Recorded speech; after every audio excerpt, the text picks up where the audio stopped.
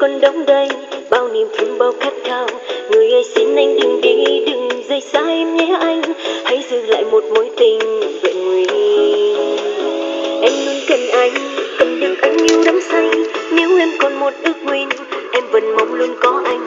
Người ơi em luôn cần anh, cần được anh trao ước mơ. Vắng anh thì lòng em như đã chết, vì trái tim này ôi xa em nhé anh. Trái tim này còn đong đầy bao niềm thương bao khát khao. Người ơi xin anh đừng đi, đừng rời xa em nhé anh, hãy giữ lại một mối tình vẹn nguyên. Em luôn cần anh, cần được anh yêu đắm say.